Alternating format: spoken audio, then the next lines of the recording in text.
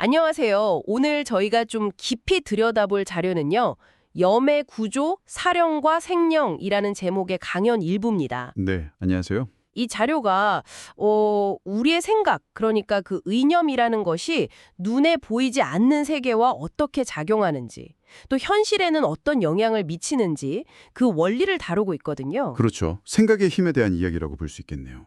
맞습니다. 그래서 당신의 그 마음 상태가 사후 세계는 물론이고 지금 이 순간의 경험까지 좀 만들어낸다. 뭐 이런 주장인데 오늘 이걸 좀 자세히 파헤쳐 보겠습니다.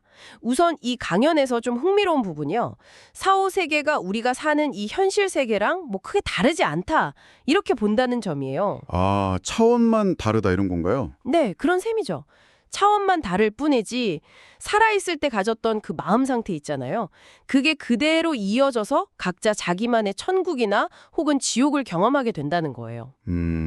그러니까 마음 상태가 거울처럼 다음 세계를 비춘다는 말씀이시군요. 그렇죠. 딱 그런 비유가 맞을 것 같아요. 네. 이 강연 설명을 보면 육체는 없어지지만 영체라고 하는 뭐랄까 새로운 몸으로 존재는 계속된다고 해요. 그리고 마음의 눈, 그러니까 영적인 감각이 열리면 다른 차원도 인지할 수 있게 된다는 거죠. 아, 마음의 눈이요? 네. 그래서 핵심은 죽음이 끝이 아니고 현세에서 가졌던 마음이 쭉 이어져서 새로운 경험이 시작된다는 관점이에요. 당신의 지금 마음이 어쩌면 사후 세계의 밑그림이 되는 거죠. 그렇군요. 그럼 결국 그 마음, 특히 생각의 힘이 정말 중요해지는 거네요? 맞습니다. 강연자가 그래서 염이라는 개념을 아주 강조하는데요.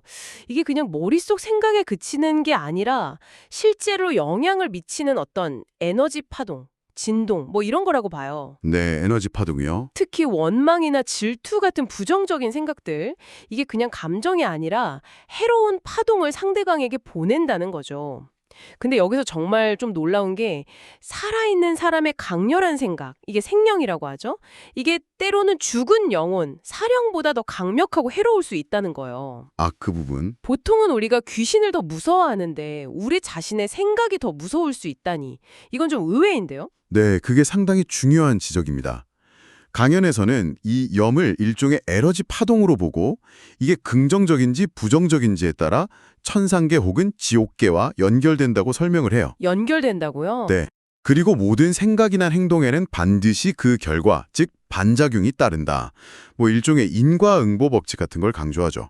그래서 마음이 거울처럼 아주 맑으면 부정적인 염이 와도 그냥 반사해버리는데 만약 자기 안에 그 염에 공명할 만한 어두운 부분이 있다면 영향을 받게 된다는 원리예요. 아하, 내 안의 문제군요. 그렇죠. 그래서 살아있는 사람의 강한 집령이나 원한을 생령이라고 부르는데 이게 때로는 직접적인 해를 끼칠 수 있다는 점에서 어쩌면 사령보다 더 즉각적이고 강력할 수 있다 이렇게 보는 겁니다. 그 생령이나 사령과 관련된 사례도 나왔던 것 같은데요. 네네, 있었죠. 어린 시절부터 어떤 지옥령에게 영향을 받아왔다는 여성 이야기가 나오잖아요.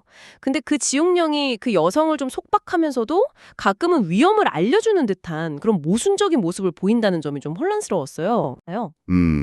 흥미로운 질문인데요. 강연의 관점에서 보자면 그 지옥령과의 연결 자체가 그 여성분의 내면 상태, 그러니까 오랫동안 지속된 어떤 부정적인 생각이나 트라우마 같은 것과 공명했기 때문일 수 있다고 봐요. 그리고 그 지옥령이 뭐 돕는 듯한 행동을 하는 건 글쎄요, 그 여성을 완전히 파멸시키기보다는 계속 영향을 미칠 수 있는 숙주로 유지하려는 의도일 수도 있고요. 아, 계속 이용하려고? 뭐 그럴 수도 있고 아니면 영적 세계라는 게 우리가 생각하는 것보다 훨씬 복잡하다는 걸 보여주는 예시일 수도 있죠. 중요한 건 이겁니다.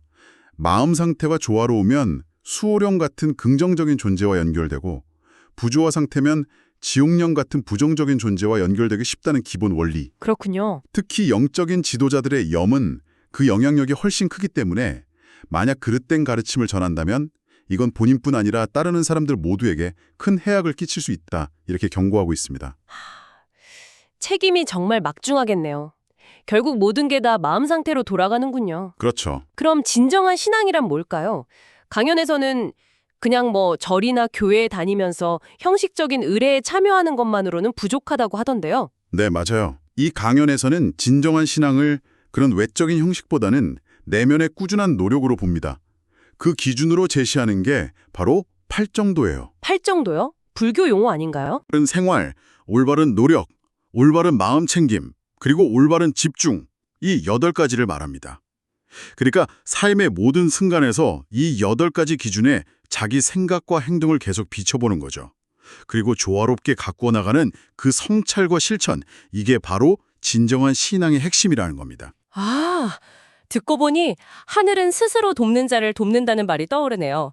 그런데 그 기준이 팔정도라는 점이 좀 독특합니다. 네, 그렇죠. 이게 바로 자력과 타력의 관계로 이뤄지는 거겠군요. 정확합니다.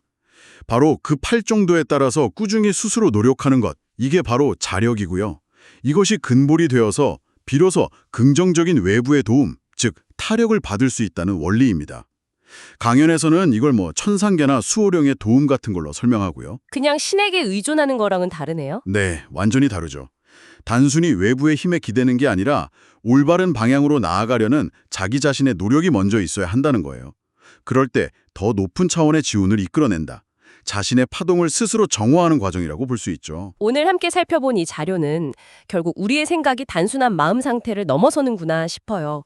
현실과 보이지 않는 세계를 만들어가는 강력한 힘이고 또 삶의 결과를 결정짓는다는 메시지를 주는 것 같습니다. 네, 그렇습니다. 결국 중요한 건 올바른 기준을 가지고 꾸준히 자신을 돌아보고 또 실천하는 그런 삶의 태도인 것 같네요. 맞습니다. 이 강연은 당신의 생각을 보이지 않는 세계와 끊임없이 교감하는 강력한 진동으로 묘사하고 있어요. 그렇다면 여기서 이런 질문을 한번 던져볼 수 있겠습니다. 당신의 아주 일상적인 생각들, 그 생각들이 지금 이 순간 당신의 삶과 또 당신의 그 보이지 않는 연결들을 어떻게 그리고 얼마나 강력하게 만들어가고 있을까요? 한번 조용히 성찰해 볼 가치가 있는 질문이라고 생각합니다.